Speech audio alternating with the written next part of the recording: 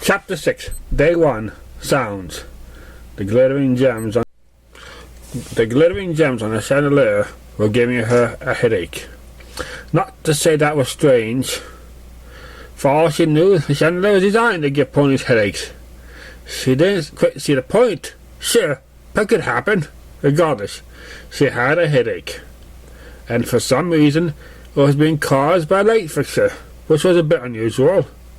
The chandelier itself was a marvelous piece of engineering, but still couldn't compare to the room they were situated in, a large room at that, the main dining hall of the fancy mansion, one of a few that was littered with paintings and glass displays. She drew her eyes away from the chandelier and focused instead on the food in front of her. Her headache got worse. Maybe it was a number of spoons she could see, and cutlery in general. With that in mind, she looked away from that and drew her gaze to the giant colt at the far end of the marathon-length table. He was sitting right at the end. Apparently he wasn't getting a headache for the spoons. How he managed to tell each one apart, she'll never know. But the key thing here was that he could. Breakfast wasn't meant to be complicated. Not that she would know anyway. She was bored. She needed something to do.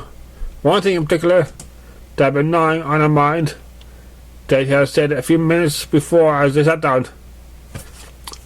3 days? She called her starting. He said without taking his eyes from the food in front of him. Now we're getting earlier? Fancy Pants sighed, looked up at her. Pinky, my dear, I don't think you understand just how difficult it can be to get an audience with a princess. She is actually very busy at the moment, fixing finances for repairs of our old town. He trailed off and eyed her momentarily, gauging her reaction. Say, you wouldn't happen to know anything about that, would you? She shook her head rapidly, eyes darting, hair darting, bits of sail and mouth darting. Huh? She hastily swallowed. I wouldn't know anything about that, but nope. Fancy eyed her for a moment before shaking his head. Well, he said, I won't pry. Not that sort of thing that Gemma does under any circumstances. A lady always deserves her privacy. He struck a pose in his chair, dramatically, stamping a hoof on the gleaming table in between them. Bowls clattered noisily. Polished mantle sent a sharp glaze his way, and Fancy Pants wilted slightly. He took a moment to gather himself before continuing. Now, Pinky, he paused for thought. You mustn't get down about these things. I'm sure that these 3 days will pass in absolutely no time at all, and you'll actually be wanting them back.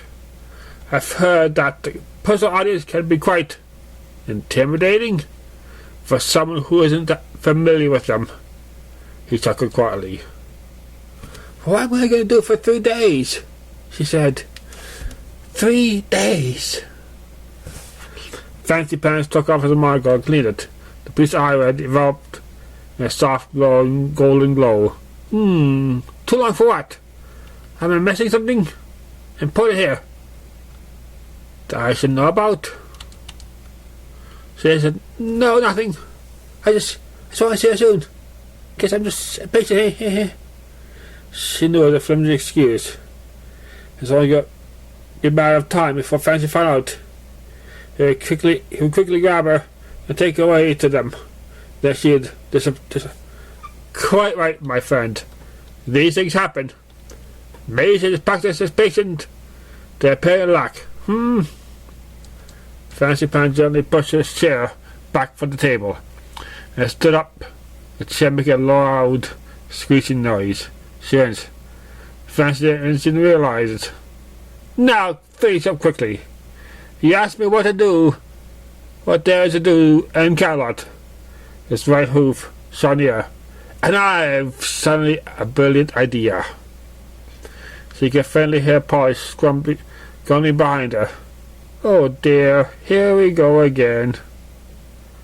I will show you around. They experience the sights, the smells. She looked round nervously. Actually, I don't think the... Nonsense, my dear. You will have a ball. The State Camelot is the greatest in the whole of Equestria, beaten by no other. Even the bustling metropolis of Manhattan cannot compare. No, really, I think the... Now jump to it, my big compatriot. We have so much time and so little to see. A moment later, he paused. Scratch that. Reverse it. He quickly scooped a bowl from the table in front of him. Carry off. I'll take care of breakfast now. While you're hopper, fresh it up, Polished. Polished Mantle shook his head. Fresh it up, fancy? The tuxedo-adorned mustache enthused. Didn't stop. Oh, I didn't know Polly just helped her, is what I'm trying to say. We're in Camelot after all. We're in Rome and all that. With that, he was out of sight, walking through another of the multitude of doors in the large dining room. Polly shook his head and chuckled softly.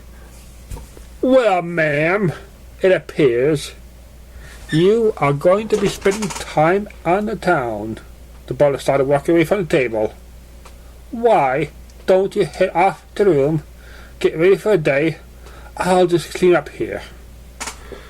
Celestia knows that Fancy Pat will never manage it by himself, regardless of what he thinks. Just before she left the dining room hall, hoarse voice drifted through the corridors. Hop to it, Pinkie Pie! Camelot in its finest in the early hours of the morning. You'll never want to miss mock opening. We'll leave in about 10 minutes. Sound good? Fancy Pan was watching her reaction as she mauled at the sights in front of her. Beautiful, isn't it? It really is, though.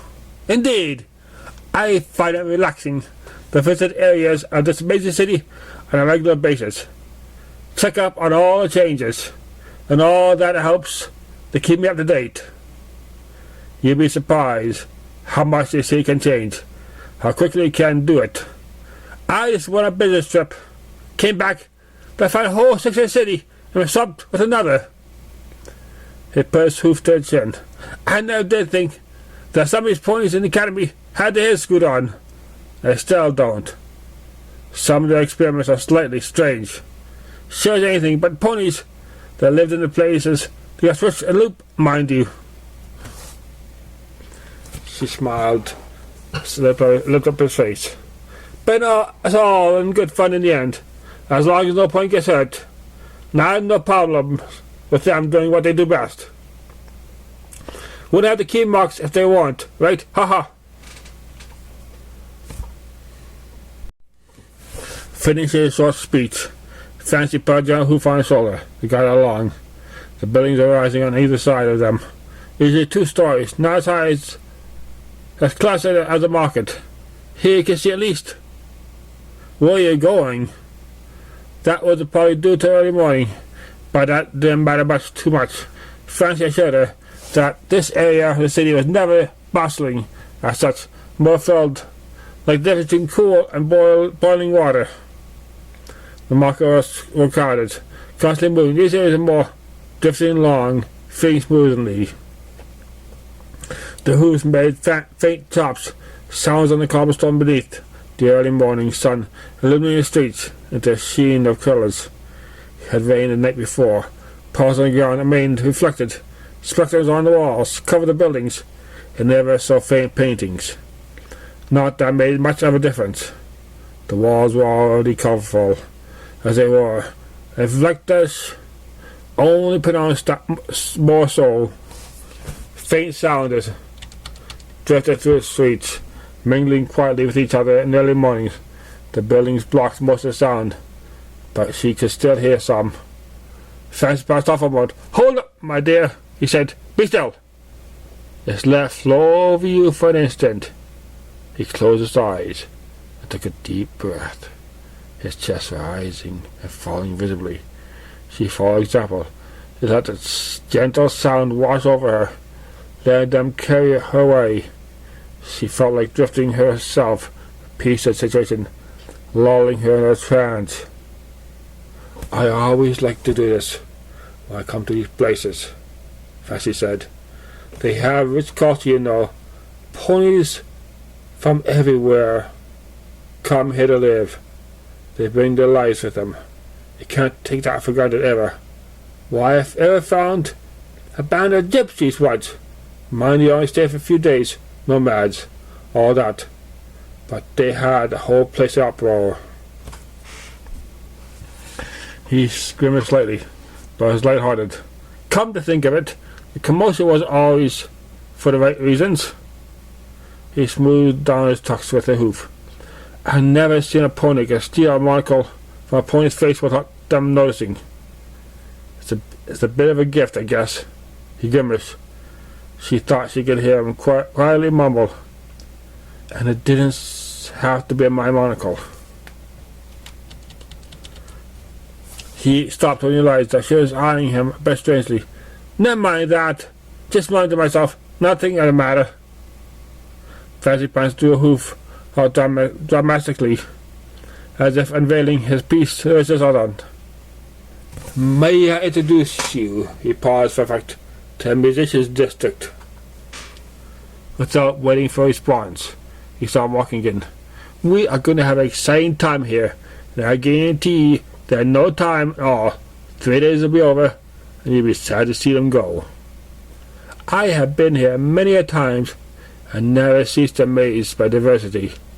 I bet you will have just as much fun as me. She followed him. Not she had much choice in what anyways. He was her one ticket to see a princess, or both of them. She had to stick by him.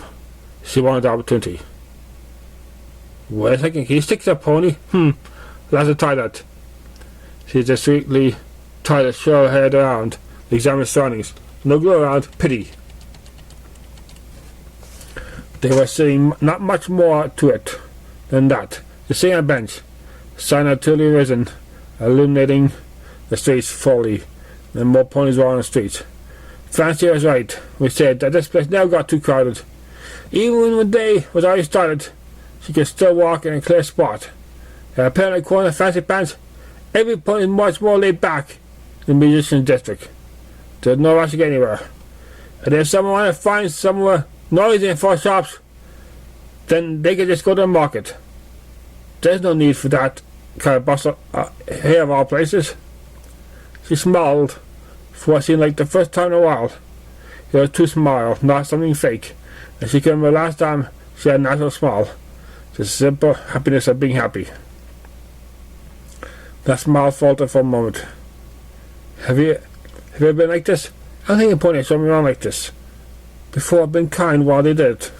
All right, Pinky. She shook her thoughts out of her head, leaving for lid.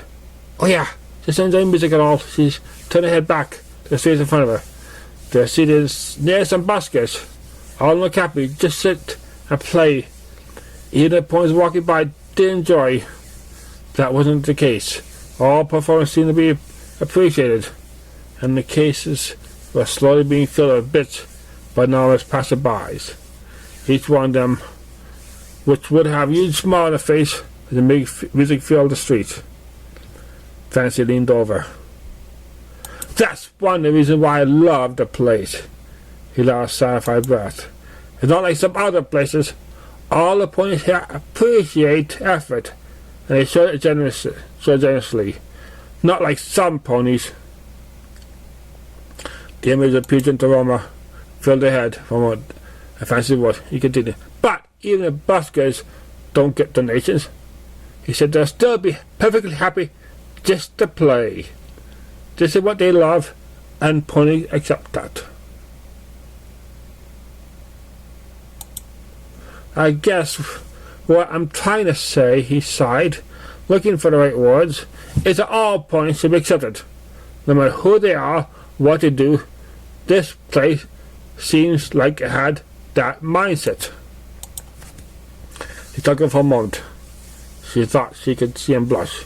Oh, excuse Miss Pye, I'm sorry that I got caught there. I tend to be a bit introspective at times. Just block me out for how long? She slowly shook her head. It doesn't matter. She tried to form words in her head. Words were flying out. I thought it was nice. Fancy laughed. It's always nice if I have some points like my thoughts. He beckoned and sailed off the bed. Come, I actually want you to introduce you to some pony. Fancy started walking, leading her way. She did notice that every basket he walked by would always leave a donation. A smile, a kind word of encouragement.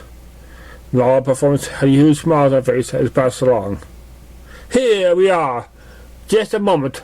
I'll see if she's home. She can be a bit shy at times. He wouldn't be able to tell normally, but Fancy calmed himself. Just wait. You'll see in a moment. He walked towards the building. That day I stopped at the door, knocked on Johnny. I was playing with the door. Nothing fancy. Near the street. One of many streets. The sound of the street performance had faded here. There are a few ponies on the street. Fancy waited. The two of you will get along like a building on fire, he said. She's nice to strangers, but she's still very shy. So don't, go crazy. They waited. Fancy broke the silence again. I have known her for a long time, since both of us were practically foals. You get to know a pony well after knowing them for that long, he said. That sound! Her hoofsteps grew louder from the door behind her. Oh! Here she comes now.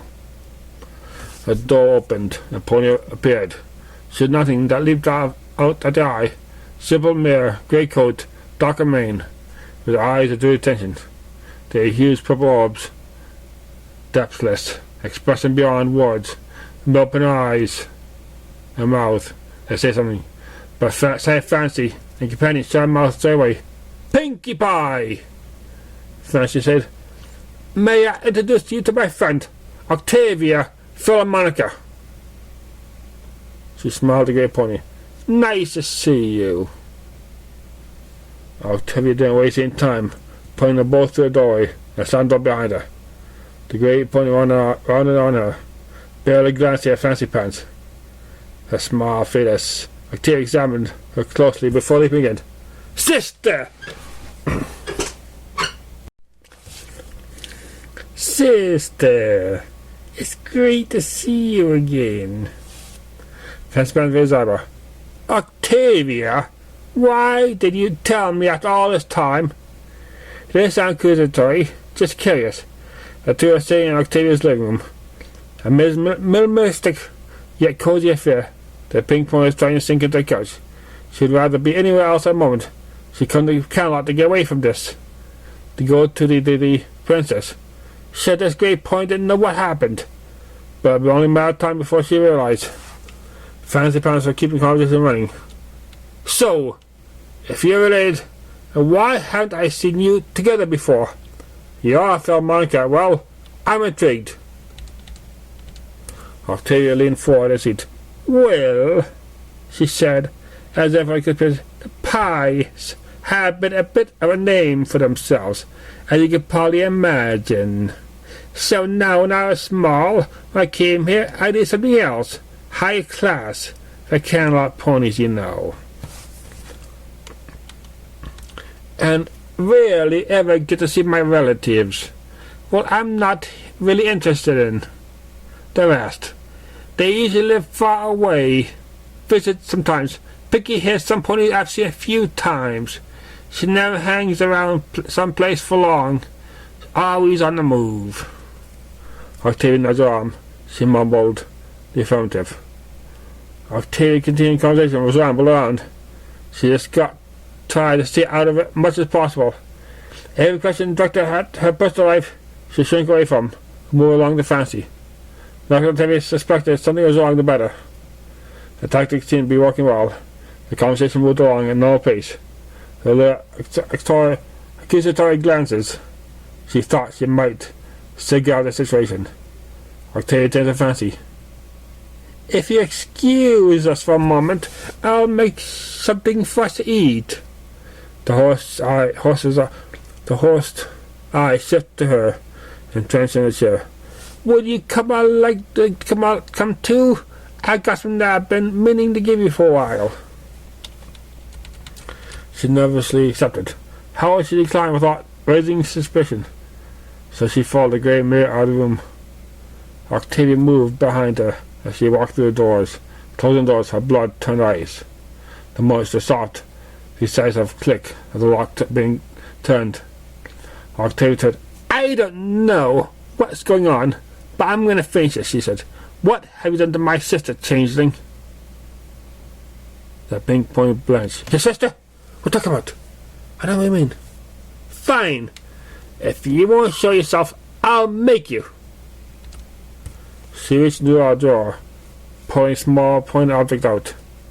The object lit deep green, was shot around her. The green glow shifted around for a few moments, before simply returning the device and disappearing. Octavia looked surprised, but she quickly closed her mouth, eyes still wide. I don't get it. This device is supposed to reveal you. She placed the device on the bench. So, if you're not changing then, she went. But I'll get you yet. She put her hoof on the chain before stamping it. If you're my sister, she said evenly, then when's my birthday? She knew at the moment that she was sung. She said, ha, ha. April? Ha, ha. She knew, I knew it. You're not her. You're an imposter. No Pinky I know would act like you just did before. And no Pinky I know forgets a birthday. She turned the door. You're in trouble now. Imposter, don't get in love. Not after changing invasion. Octavia moved to the open door, but stopped. She for a heavy weight attached to her roof. She looked back at the pink pony. The leap forward, now lying ground, grabbed her hoof. No! She said, please, don't. I'm sorry, I don't mean to steal anyone. I didn't steal anyone. She felt the moisture surround her eyes. Please don't tell me, I can't go. I just can't. Images of other hairs vanishing flash through her mind. All at once, I just can't.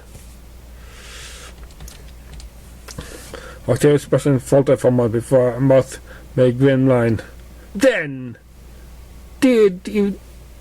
what did you do to my sister? And tell me, what are you?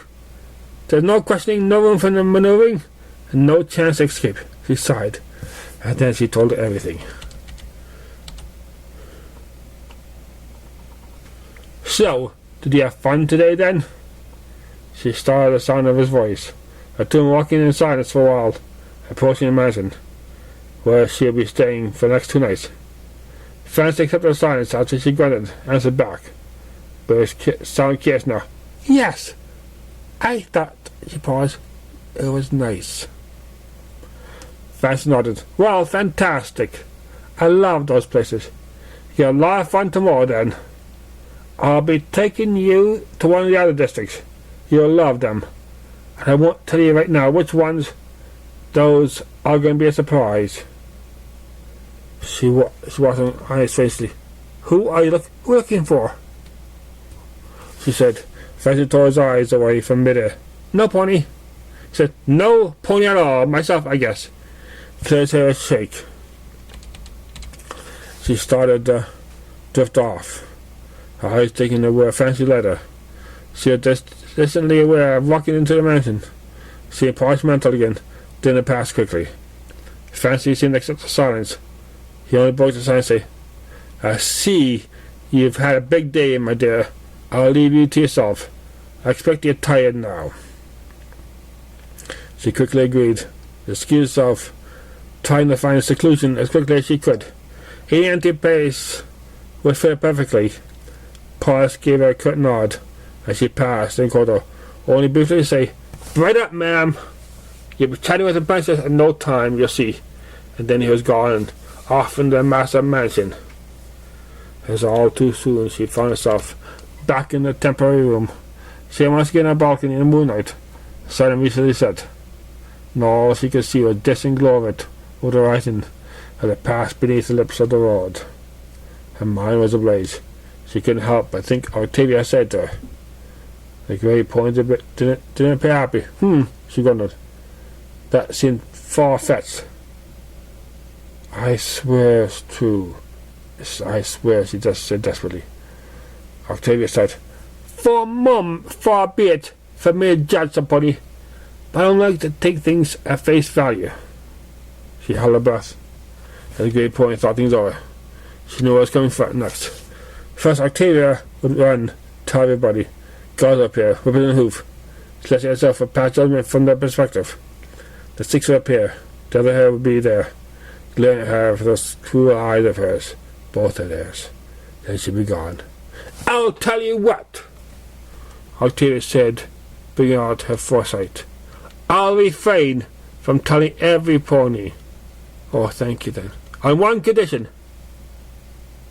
She froze, but then hesitated. Anything, what is it? You'll say that you'll be seeing the person in 2 more days, correct? Yes. 2 days until I see you, Fancy told me. Octavia moved down. Okay, here's the deal. I won't tell any pony, but only keep the information under wraps for 2 days. No more, no less. If you haven't seen the person that time, you'll be exposed. Oh, thank you. I promise you won't. One more thing. She thought, yes. If anything, I mean anything, happens at Fancy Pants, her eyes took on short glint. So help me, you'll find just how much it hurts to have a cello broken on your head. She smiled, and then I'll turn you over to guards. She leaned. Between you and me, they still haven't got over the changing invasions, so no love lost from parcels. They may not treat you as nicely as Fancy Pants. Just keep that in mind for the future. She shuddered as she got off lightly. Oh, so lightly. No point might just done away with her. Then there's, according to Octavia, they would have. Now every pony was accepting as hers. She shook her head. Sigh got up. She knew she had 2 more days to get through. She walked to the bed and lay down. Next day was as problematic as one she just had. Sleep didn't come easily. When dead, came a sea of restless visions.